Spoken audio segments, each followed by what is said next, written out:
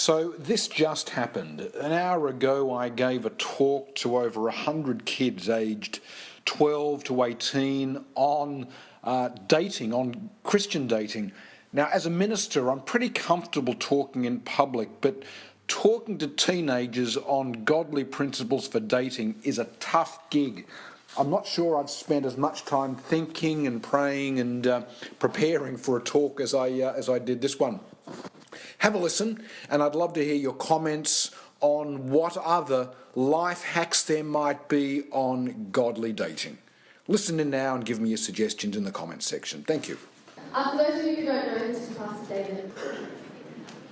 Thanks, Dale. Good morning or good afternoon. So life hacks is the theme for this week, and Mr. Moore and Pastor Kane sent out a list late last term, didn't you, Pastor Kane, with a few topics, and some of those topics on the list was peer pressure, handling peer pressure, healthy habits, pornography, life hacks for, what was else on the list? There was a few other things on the list that's planned for this term, and the one that I chose and was granted was godly dating, life hacks for godly dating. If we can just flick over there, Claudia, to there we go, thank you. Now look, I'm aware of two things. I'm aware that dating in the Bible, and that was the first point of reference that I went to when doing a bit of research for this afternoon's talk. I'm aware that dating in the Bible is very different from dating today. For example, Isaac, it was Isaac. Isaac, when he wanted to get married, he asked his father, Abraham, for help. Boy, oh boy. And his father asked his own secretary to go and find Isaac a wife. So Isaac's father's secretary grabbed a bunch of camels, went down to a water hole and prayed to God and said, God, the first girl that comes down and offers to help me with these camels drinking, that will be Isaac's wife. Dating today is very different from back there in the Bible times. So guys, don't bring some camels to school tomorrow and hang out down by the taps, okay? My point is that dating in the Bible is very different from today. But there are some principles that we can apply today when we talk about godly dating. Look, the other thing I'm very much aware of is this. I am a middle-aged, married minister. And so my ability, Yusef, to give advice in 2016 on godly dating is a little limited. I'm very much aware that my dating was back in the Stone Age. Back before mobile phones and Facebook, you know what I mean? There was such a time. And so my dating was very different. When I was dating, if I needed to call a girl, there was no mobile phones. There was these home phones that took forever because you kind of didn't press buttons. You dialed the thing like that and it took forever to go in. 8, 7, and you prayed, you hoped that the person who answered was the girl you were trying to call, not their dad or their big brother in grade 12 if they did. If it was a male voice that answered, guess what you did? Hang up. So I'm very much aware that my potential to give godly dating, Ryan, is a little limited. I'm a middle-aged, married man. Let me just share actually a little bit of my dating experience with my wife, my now wife, Joanne. Now, you may have seen Joanne on campus, and I know what you're thinking. Why did such a good-looking woman choose to marry that bloke? I know, it's a miracle. It's a mystery to me today. Don't tell her that she's married below herself. But my wife and I, Joanne, we were good friends for 18 months. Before Yusef, I asked a question to her. Good friends for 18 months, and I asked her the question, do you think there is something a little bit more between us? Do you think there could be something a bit more serious? And guess what she said, Ethan? No. So 6 months later, we continued being good friends for 6 months. 6 months later, I asked a question again. Do you think there might be something a little bit more between us? Guess what she said? She said, well, No. But that pause, thoughtful thinking no gave me some hope. So I asked her, Malia, I said to her, listen, would you at least just think about it? And she said this, I'm going away to New Zealand on holidays for a couple of weeks. I'm going to think about it and pray about it.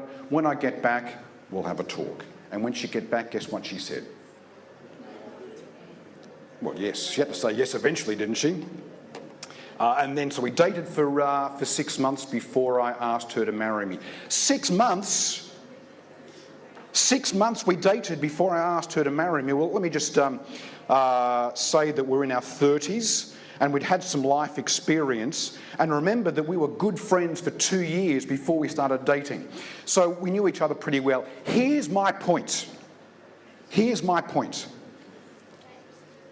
Life hacks for godly dating can depend on your age and situation.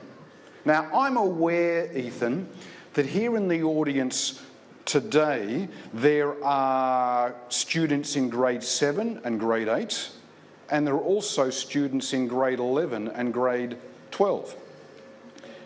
And talking to year 7 and year 8 about godly dating is quite different from talking to year 11 and year 12 about godly dating, isn't it? You know what I mean? And life hacks for godly dating is very different again for those in their 20s and 30s as well.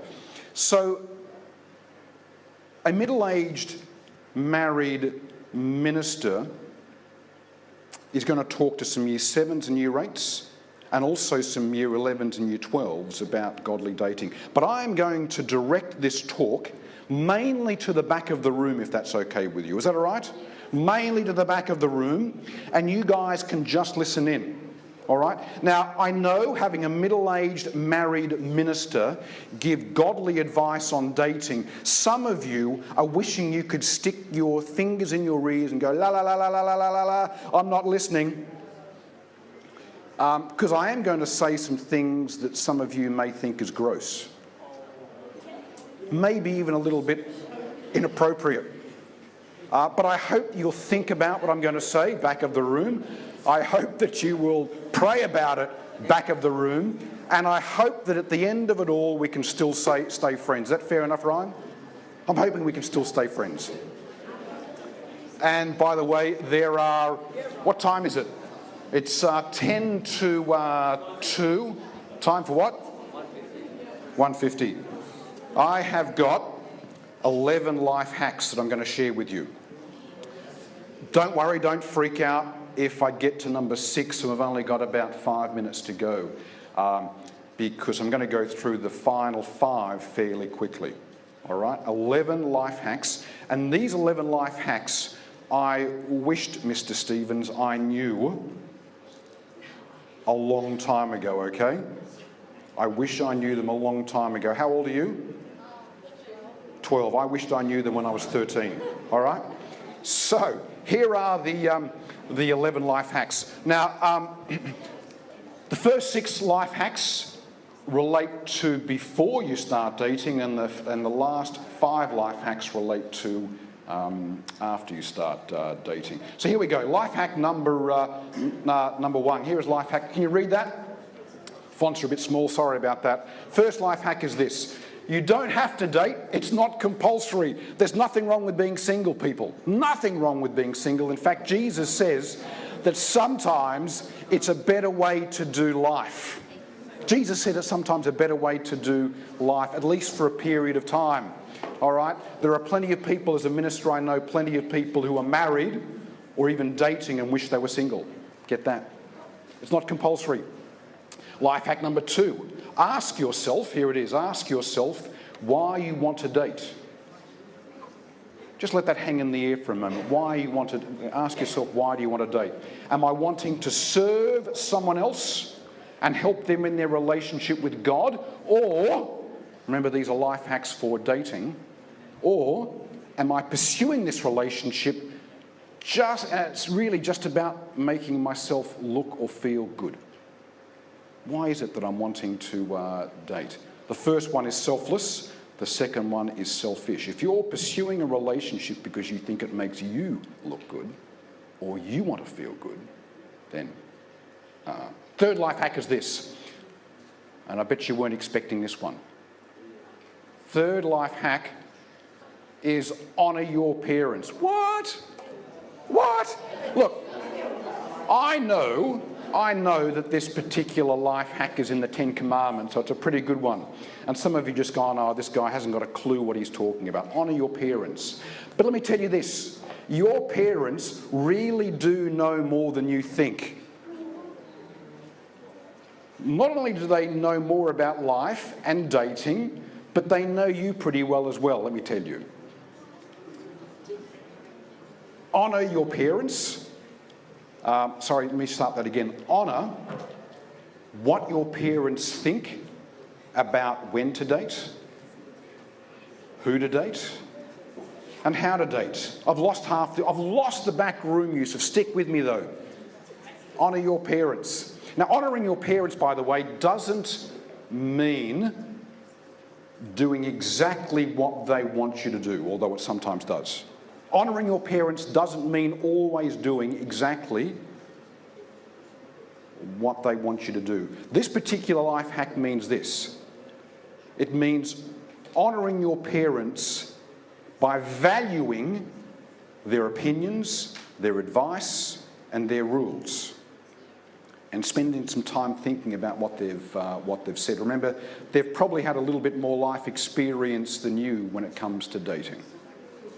Let me just tell you furthermore, when you honour your parents now with what they think about dating, in the future it will set a precedent for how your kids honour you. Here's the fourth life hack. Fourth life hack is this: don't stalk. All right? So, we got the parent stuff out of the way, Duncan. Here is the fourth life hack. Listen, stalking breeds infatuation and is disrespectful to other people. As if you needed me to tell you that. All right? Don't stalk. Stalking, by the way, and don't nudge anybody when I say don't stalk, all right? Don't nudge the person if you know that they've been stalking. Stalking breeds a story in your own mind of romance and closeness with another person that is not even real life. Don't stalk. It sets up a fantasy in your own mind of familiarity and friendship, and it may not have even crossed the other person's mind. If you want to get to know someone, then be bold, okay? Be bold. And this is how you be bold. Talk and interact with them, face to face as much as possible. But give them plenty of room to breathe. You know what I mean? Give them plenty of room to... Don't smother them. And if they don't respond in a like manner, then back off. You know what I'm saying? Don't smother them. All right, so here's life hack number 5 before you start dating. Here it is. There's no formula for dating. As a minister, I've been blessed to marry dozens and dozens of couples. Been blessed to marry dozens and dozens of couples. And look, when a couple asks me to marry them, I always ask them 3 questions. And if they can answer yes to those 3 questions, I'll marry them. If they don't want to answer yes to those 3 questions, then I can't marry them. I don't marry them. It's their choice. Now, I was going to give you the 3 questions right then, but I'm going to tell you what, Ethan. I'm not going to tell you these 3 questions today. All right? We haven't got enough time. But I do want to say this. When we sit down to plan out their wedding day, they tell me stories about how they met. And the stories of dating vary from love at first sight in grade 6. What? Love at first sight, right through to being friends for many years before they started dating. There is no formula for dating. Stories are different. So don't be too fixed on how to date and who you're going to date, because God may just surprise you. There is no formula for dating. That's life hack number 5. Last life hack for dating, number 6, that is before you start dating, is this. And this is a bit dull, I know. Be friends for as long as possible. Friends take care of each other. They don't use each other. If you want to date someone, ask yourself this question. Am I wanting to serve this person and help them in their relationship with God? Or is this relationship really just about making me look good? If it's the last one, then you shouldn't be dating. There was this guy in the Bible, an old guy named Paul. And there was this young guy in the Bible, young guy named Timothy. And Paul was writing to Timothy, giving him some advice. And in one of his letters, he says this, and Timothy was in his late teens, early 20s, and here was some of Paul's dating advice to a young Timothy. He says this, Timothy, treat older women as you would your own mother, and treat younger women with all purity as you would your own sisters.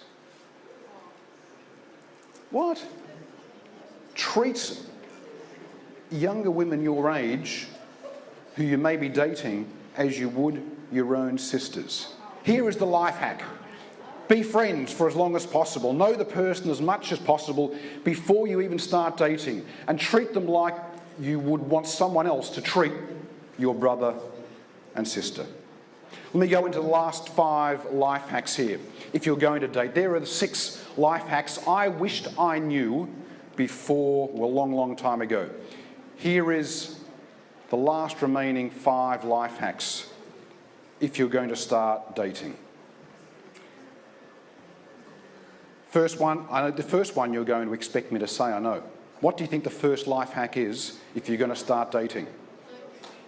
Godly dating, life hack number 1 is what? Pray. Oh, boy, that's boring. No, it's not. If you're serious about your relationship with God, then be serious about praying regarding your relationships with others. Someone gave me a life hack once on this particular topic, and this was before I met my wife Joanne. They said, David, sit down for 1 hour, write out the qualities and characteristics you want in a girlfriend. I thought, oh, that was the lamest thing I'd ever heard. I thought about it for a few days, and one day in a coffee shop I had an hour to spare, and so guess what I did? A piece of paper and a pen. It was old school. A piece of paper and a pen, sat down, and I wrote out for an hour the qualities and characteristics that I wanted and needed in a girlfriend, in a wife. Wrote them down, all of the different qualities. I looked at it, I stuck it in my Bible, I prayed about it, and a month or 2 later I forgot about it, I lost it. After I married Joanne, I found that Bible with the list still in it. I pulled it out, and guess who that list described? Joanne. If you're serious about godly dating, then what you will do is this: pray. Second life hack is this. When you're dating, do things that include other friends. Now, let me tell you this. When you want to date one-on-one, you can pretend things, especially if you haven't been friends before. You can pretend things. I've been on dates where I've gone, oh, you know. Now, this was a while ago, but you like Twilight? I love Twilight. My favourite books. Now, it wasn't Twilight, this is a long time ago, but I would pretend to like the things that she liked so as she would like me better. We do that. And if you're doing it, guess what she's doing or he's doing? She's pretending as well so as you will like her better. But, get this. If you're going out on a date, go out with some other friends at the same time, because they'll soon tell you, your friends will soon tell you, what are you saying that for? What are you doing that for? That's not you. And they'll soon tell you if she's not being real as well.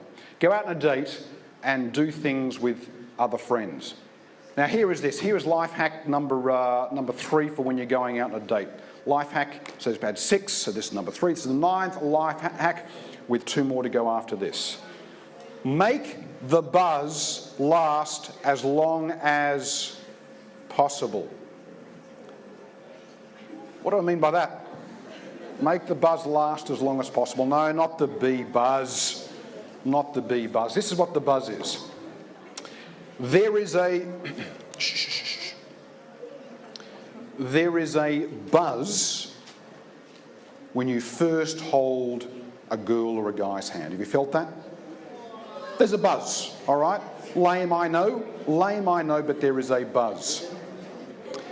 And get this. There's a buzz when you... Now remember grade 7s and grade 8s? I'm talking to year 11 and year 12 back here, okay? So hold on. There's a buzz from holding hands. When you kind of, that first time, it might be in a movie theatre or somewhere where you think, I'm going in for it, and your hand starts to shake, and you go, and then she takes your hand as well. Man, Yusuf, there is a buzz. I'm telling you, man. When you first hold hands, there is a buzz. And there's a buzz the first time you kiss. There's a buzz. Oh man, there's a buzz. There's a buzz, year 11 and year 12. So there's a buzz from holding hands, there's a buzz from kissing, and there's a buzz the further you go. You know what I mean? Holding hands, kissing, fondling. I told you I was going to gross some people out. There is a buzz the further you go. But here is my point. Shh. Don't start grossing. Don't start grossing out. Shh. There's a few people down the back thinking, boy, oh boy, I wasn't expecting the pastor to talk about this when chapel started. But get this. When you get that buzz from holding hands, when you start kissing, there is no longer a buzz from just holding hands. And when you start fondling, there is no longer a buzz when you're just merely kissing. And when you start, shall we finish it there? But you get the point, don't you? And here is my point. Make the buzz from simply doing the basic things like walking together or talking on the phone or holding hands. Make that buzz last as long as possible. Do you know my wife and I? Listen, don't tell her I've told you this, okay? Do you know my wife, Joanne? You've seen her on campus? Don't tell my wife I've shared this with you, okay? I'm grossing out some of those in year 7. When we started dating, we were friends for 2 years, weren't we? When we started dating, my wife and I, in our 30s, we were in our early 30s, didn't start kissing for 4 months after we started dating. What? You're joking? Yes. No. And the reason was, as we talked about it, year 7s, year 8s, year 10s, 9s, 12s and 11s, the reason was, is we wanted to make the buzz last as long as possible, just holding hands. How lame is that? All right, fourth life hack for godly dating when it comes to dating. So we had 6 before dating. Here is the 4th one for when you're dating. If the 3rd was making the buzz last long as possible, the 4th is this. Kiss vertically, not horizontally. Kiss vertically, not horizontally. Year 11 and year 12 got what I was saying there. Make sure you're kissing vertically and not horizontally. Godly dating.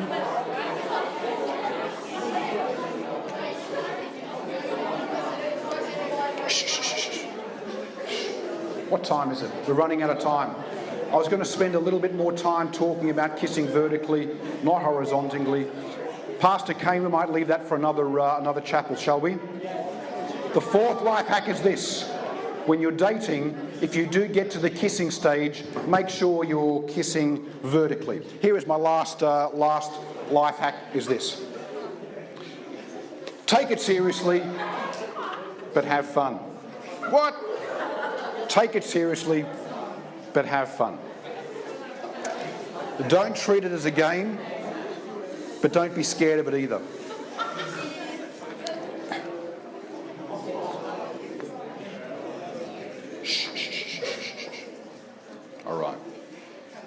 All right. Let me conclude because we've run out of time. Sorry about that. Here it is. When it comes to godly dating, the first question I want you to ask is this. When it comes to godly dating, as far as a life hack goes, the first question I want you to ask is this. How is my relationship with God going? Because the Lord loves you very much, even if you don't want him in your life and you're trying to hide from him. He's still there. But the first question when it comes to godly dating, not just dating, but godly dating is this. How is my relationship with God going? If you've decided to follow him, then your mind and your heart and your relationships don't just belong to you. That is the greatest of life hacks when it comes to godly dating. So if you want to have a godly relationship in your life, the greatest life hack is this. Make sure that you are totally synced in with your Saviour